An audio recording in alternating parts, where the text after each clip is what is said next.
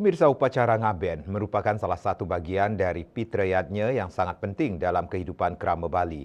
Seiring waktu, upacara pembakaran jenazah ini bisa memerlukan tenaga dan biaya yang tidak sedikit. Oleh karena itu, upacara ngaben dilakukan secara bersama-sama atau massal sehingga beban tersebut bisa terasa lebih ringan. Pelaksanaan ngaben secara massal tidak mengurangi maknanya sambil menguatkan semangat gotong royong antar kerama.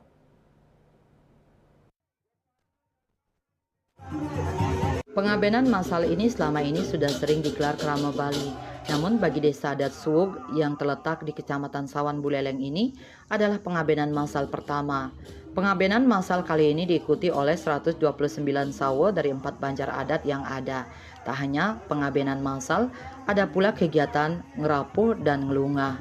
Klien Desa Adat Suwug, Iwayan Mudita menjelaskan program pengabenan massal ini sudah direncanakan sejak setahun yang lalu.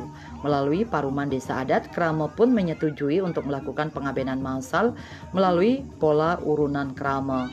Mudita menyebut krama yang mengikuti pengabenan dikenakan urunan mulai dari Rp500.000 hingga Rp1 juta.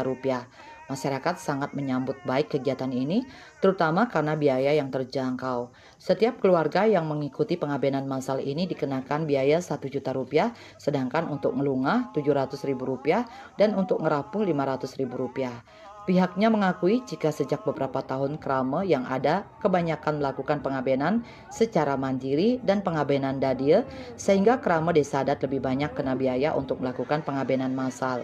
Atas dasar itulah keinginannya untuk melaksanakan pengabenan massal bisa digagas. Pelaksanaannya baru dapat realisasi pada bulan November 2024, meskipun sebelumnya belum ada program pengabenan massal di desa ini, lantaran masyarakat lebih memilih ngaben di dadia dan ngaben secara mandiri. Pihaknya pun begitu mengapresiasi keberadaan panitia pengabenan massal yang memiliki semangat untuk mensukseskan kegiatan pengabenan massal ini. Mereka membuat terobosan dengan membagikan kupon berhadiah sebagai bentuk apresiasi terhadap partisipasi krama yang ada. Semangat gotong royong sangat terasa.